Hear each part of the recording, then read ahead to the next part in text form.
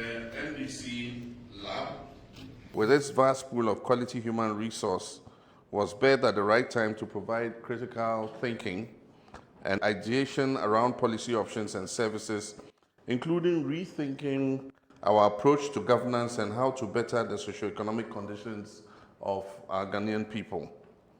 I've been engaging and following the work of the NDC LAB since 2021 when it was formed. I've personally participated in some of your deliberations and have experienced at first hand your professionalism, meticulousness, attention to detail, and above all, your love of nation. Comrades, as this dialogue marks another phase of the NDC's policy development process, it is also the clearest indication of how far we have come as a party and our readiness for the elections of December 2024. There have always been ever ready and well thought through and progressive policy proposals coming out of the NDC LAB engagements, and thus for the benefit of the party and also for our presidential campaign at the end of this year. However, and as is one of the objectives of this dialogue, a few of these policy proposals require some fine-tuning, and it is one of the reasons I'm particularly happy that this policy dialogue session has taken place. I'm sure you'd all have found it useful in all the presentations that were made, and I believe that we're going to have solid proposals, not only for our manifesto pre-December 2024, but for policy implementation when our government comes to power in 2025.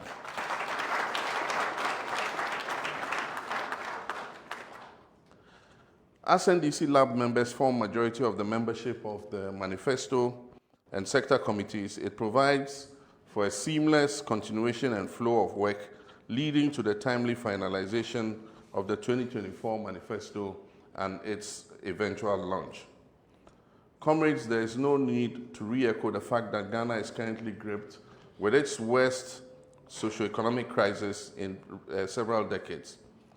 The Ghana Statistical Service only recently, on Wednesday this week, reported that unemployment keeps rising and currently stands at a staggering 14.7%, as nearly 1.4 million young people aged between 15 to 25 are unemployed, and this is in the first 3 quarters of 2023 alone. This, by every account, is a very harrowing situation. Worsening living conditions, unbearable hardships, a spiraling cost of living, high inflation, rising inequality, a widening gap between the haves and the have-nots, a steep erosion of the purchasing power of households, an unsustainable public debt, massive debt defaults, a failing currency, and astronomical budget deficits tell the tale of a catastrophic economic meltdown, which is the result of shocking mismanagement and the ineptitude of the Akufo-Addo-Bawumia administration. Compounding our miserable circumstances as Ghanaians are astonishing levels of governmental corruption and plain thievery of our resources, severely weakened and heavily politicized governance institutions serving the NPP rather than the national interest, and more particularly the inseparable arrogance of power displayed by this administration. This is not the Ghana we subscribe to. Without a doubt, this kind of iteration of our country requires urgent rebuilding, anchored on our collective aspirations with workable, progressive, and sustainable policies. Comrades, I've had the opportunity to go through the consolidated reports from the thematic working groups, and thus the Finance, Economy, Human Development, and Governance Working Group reports I have had the opportunity to look at.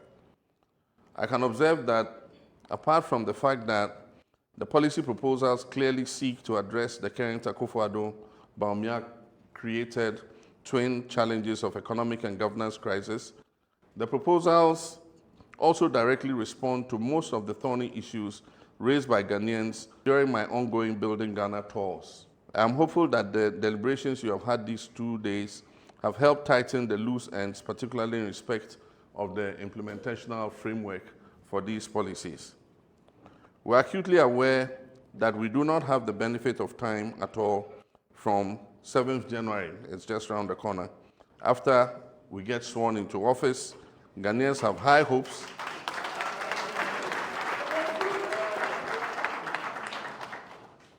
Ghanaians have high hopes and expectations, which we have every intention of meeting.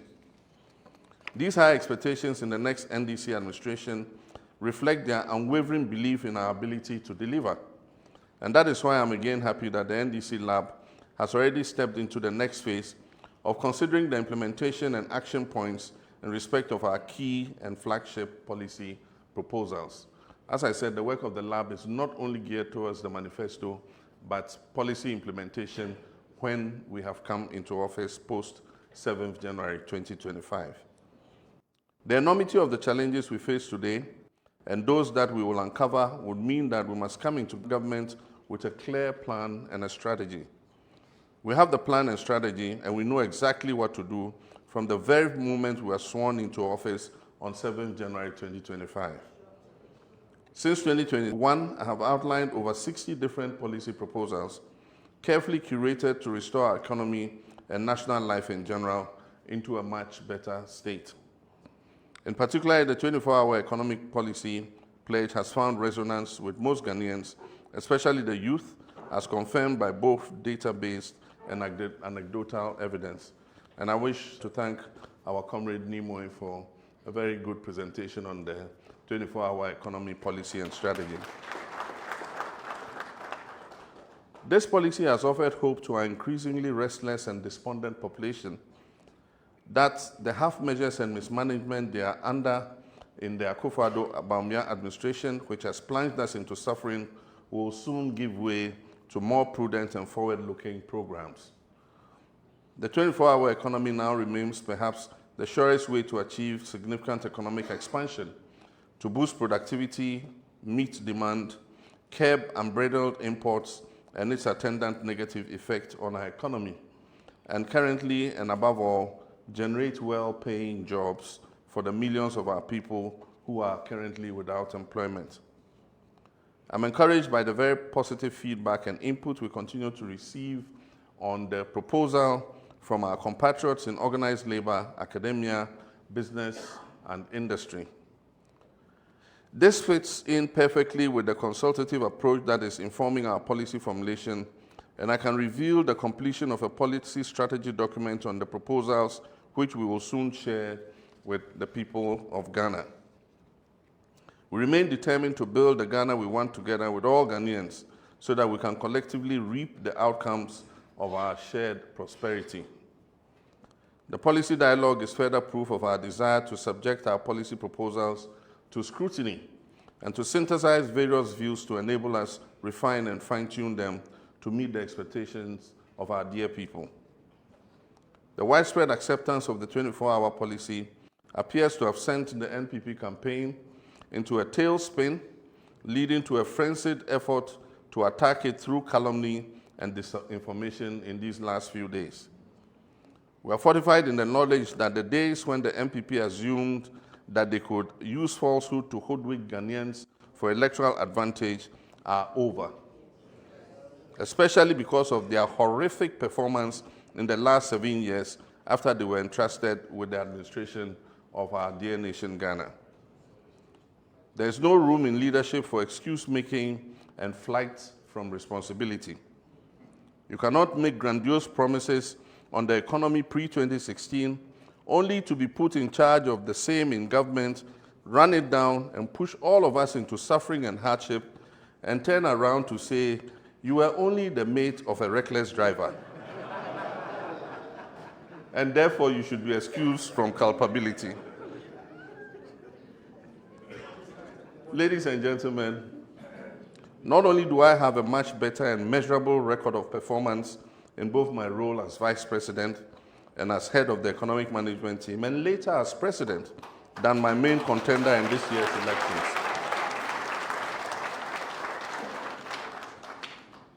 Not only do I have a much better and measurable record of performance in both my role as Vice President and head of the economic management team, and later as president, than my main contender in this year's elections, But I also have a record of taking responsibility.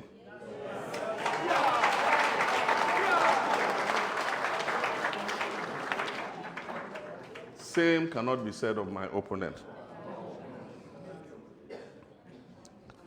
I note that my long espoused pledges to substantially reduce the size of government by having much fewer ministers, appointees, and to abolish the payment of ex gratia, to scrap some taxes like the e-levy and carry out far-reaching constitutional and governance reforms have compelled my opponents to promise same, despite being front of center of the poor governance under which all these ills have taken place. I mean business on the promises I have made, and I intend to keep them.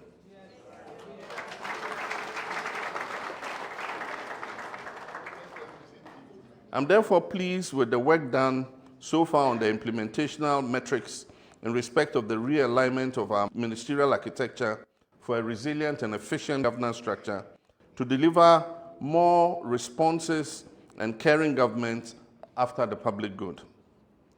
The resilience government structure will be anchored on ICT uptake and innovations, and the same innovation will drive some of our other job creation efforts. It is in the light of this that the next NDC government seeks to partner with local tech startups and businesses to launch a digital jobs initiative to create at least 300,000 skilled employment opportunities for young people. We shall also establish a fintech growth fund with an initial seed capital of USD $50 million to support indigenous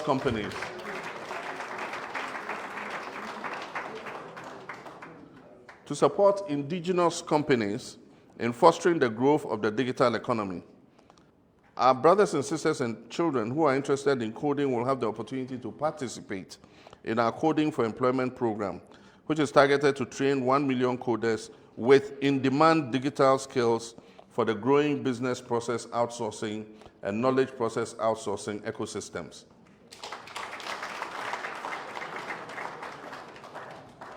Comrades, it's again instructive to note that work has already begun with the collection of data of all abandoned and uncompleted public infrastructure projects.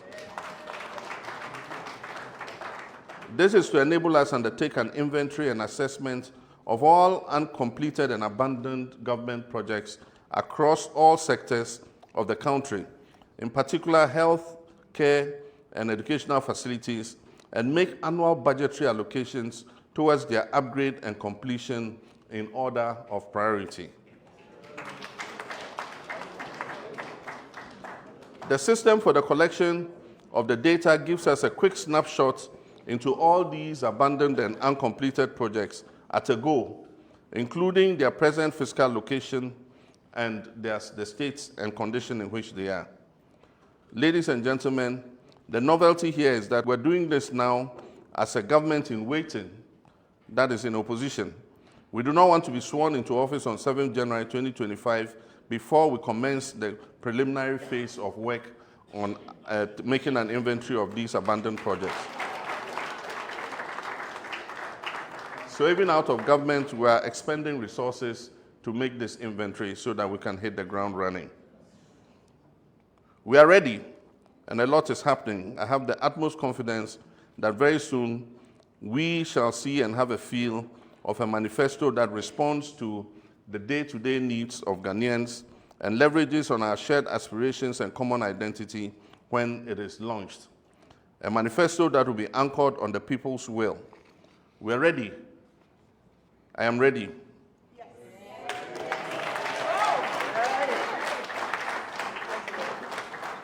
We are ready, and I am ready. Yes. To lead us to build the Ghana we want together. Yes. The beautiful thing is I have equally seen the readiness and eagerness of the Ghanaian people to join us on this journey of rebuilding ourselves and our society. And to the majority of Ghanaians and voters on our side, be rest assured we shall protect your votes. And even those who are not on our side, rest assured we shall protect your votes.